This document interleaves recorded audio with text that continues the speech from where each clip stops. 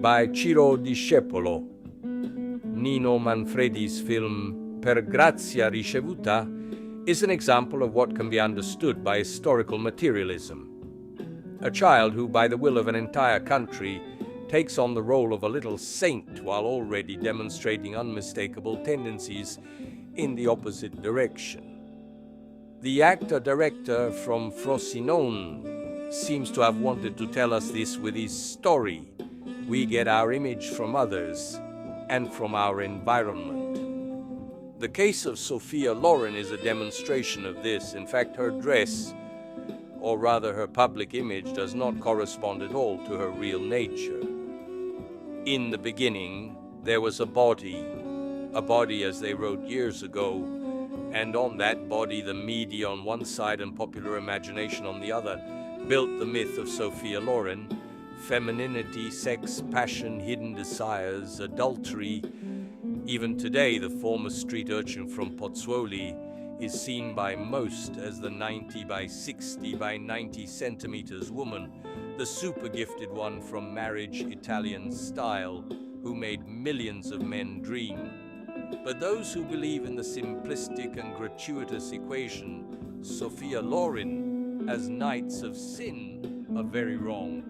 The daily bombardment that has been reserved for us for years by the press, cinema, and television, tending to give us the stereotypical face of a sex appeal woman, is not enough to suffocate the true identity of Mrs. Ponti, as she appears through the testimonies of her intimates, and as anyone who knows a little about astrology can deduce from her birth chart. This is calculated for 2:10 p.m. on September 20th, 1934, in Rome. A few days after the birth of her daughter, Mrs. Villani moved to Pozzuoli, where Sofia remained until her debut in cinema, and which the actress likes to consider her true homeland. As can be seen from the graph, the sun is in Virgo, the ascendant is in Capricorn, the moon is in Aquarius in conjunction with Saturn, and Venus is in Virgo, where is the passion. Which astrologer, looking at similar astral geometries, would say that they referred to Sofia Loren? Probably no one. In reality, they belong to the serious, responsible, controlled, and virginal woman who is behind the actress, and who is to her as blonde hair is to the inhabitants of Tokyo. Virginal because in Virgo women, and especially in those who also have Venus in the same sign, there always dwells a feeling of modesty, fear of sin, latent or behavioral puritanism. We are therefore very far from the roles that saw her now as a noisy Neapolitan commoner, now as a refined woman of high society, but always as an ardent woman dominated by feelings, incapable of governing her own life with reason. Even the beautiful Sofia-born Villani, adopted Ciccolone and renamed first Lazzari and then Loren, is part of the club of Saturnines, on which it is useless to spill more ink, so notorious is her fame. It is interesting, however, to note how the subject has assumed two different identities in the two polar existences lived up to today: childhood and youth characterized by hunger and the related asthmatic need to get out of it at all costs; adulthood, comforted by success and material security, in search of its own identity. Born without a father, from whom she later received only her surname, she went to live with her mother with her grandparents in Pozzuoli, and there she experienced true hunger, so much so that one day her mother, having nothing to give her to eat, even went to beg. Just after puberty, when her femininity exploded, as usually happens to Southern girls, she found in her mother her first mentor, the one who guided her to success. Romilda Villani was not a stranger to the world of cinema, having already worked there years before, albeit in very secondary roles, and convinced of her daughter's potential, she left with her for Rome, the El Dorado of the time for all those who were dazzled by the cinema spotlight. The biographical documents of this period show us a girl who, with a Garibaldian attitude, tries to impose herself on the attention of those who can open a path for her. Particularly significant in this regard is the tragic-comic episode that saw her as the protagonist on the set of the film Africa Under the Sea. She had to shoot a scene in which she had to swim like a skilled swimmer, but she barely knew how to stay afloat. And despite this, she dived as if she were a veteran of that sport. And they had to help her because she was about to drown. Mars in Leo on the cusp of the 8th house opposite the moon. Danger of death due to excessive confidence in her own abilities and courage recklessness. After years of small parts in commercial films, apprenticeship in photo novels, and placings in various beauty contests of the time, success arrived in the form of Carlo Ponti, destined to become her husband and the second important mentor in her life. Even if the actress claims for her the role of Pygmalion towards her husband, who, according to her, the meaning of the choice of Carlo Ponti as a husband has already been written to saturation. And there is no doubt about it.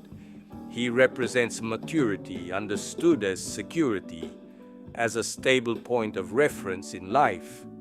This confirms, if there was any need, the saturnine nature of the subject, who certainly does not measure his partner in years or inches. With marriage, Sofia has changed a lot, transforming into a refined, cultured woman in whom we no longer find the asthmatic need to arrive. This shows that the first Sofia was driven above all by need, but simply an anxiety to perfect. It must be said in this regard, as many have already pointed out, that Loren, unlike people like Brigitte Bardot, built her success by studying, improving, trying to perfect herself. This finds two immediate astrological confirmations. On the one hand, a complex basis, Virgo, Capricorn values and Saturnized moon, and on the other, the far-sighted perspective, the Sun, Mercury, and Jupiter in the 9th house. To better illuminate this cross-section of contemporary life of Mrs. Ponti, it may be interesting to compare two recurring dreams had by the actress and told by her. The first recurred in childhood and had as its theme the pursuit of her as a child up a spiral staircase by a terrifying monster. In it we find the classic images of universal childhood dream iconography, in which the monster takes on case by case the effigies of the individual torments of the subject. In this case, it is possible to suppose that behind that monster there are the many ghosts that crowded Sofia Ciccolone's childhood. The lack of a male reference, her father was not there, and her grandfather was a gentle, sensitive man, the anguish for poverty, hunger, etc.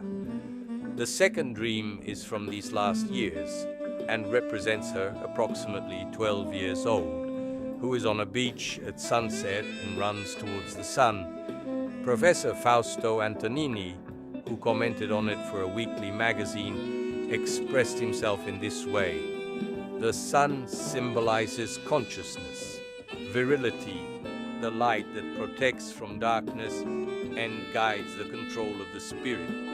Everything that is represented and realized in the most positive aspect of her relationship with Carlo Ponti. It's the intimate relationship of her soul with the light that illuminates it and puts doubts, uncertainties, anguish to flight. Undoubtedly in the dream there's also a twilight aspect, the setting sun, reddish, dense, tender and soft, nostalgic, autumnal. The dream manifests a strong and almost virile maturity, an adult, developed, well-defined consciousness. Already in the soft decay expressed by the dream, there is a first announcement of something unfinished or too quickly aged, set But Loren's age in the dream, 10 to 12 years, provides definitive proof that the profound realization of oneself, even among so much sparkle of light, but of a light, let us not forget crepuscular, has never happened. The age of 12 is significant in every sense. It is the age of the first sexual maturation. By dreaming of herself as 12, Loren expresses her difficulty in further emotional maturation at deeper instinctive levels and demonstrates that her relationship with the male spirit does not refer to adult levels but to adolescent ones. The fact that the dream has been repeated for some years is probably linked to the characteristics of Loren's current age, an age in which latent physical and spiritual potentials awaken, reaching their maximum expression. To this undoubtedly competent judgment, we would like to add some considerations. The beach separates the land where there is safety, where it is possible to build, to preserve over time, from the sea where there is also more life, where there is water, which is the primary element of life and the vehicle of every transformation. The dream could also indicate that Sofia Loren, on the threshold of a most mature age, finds herself still 12 years old. First her mother and then Carlo Ponti, who were her mentors, often decided for her, running towards the sun, emancipation. This hypothesis seems to find support in the fact that in recent years, Uranus, which at birth was at the bottom of the sky in the chart in question, has touched the medium coeli and passed through the 10th house from where it is currently exiting.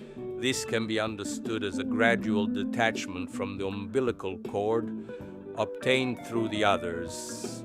Uranus has crossed the entire western part of the birth sky from birth to today. That is the area of the horoscope that corresponds to the others.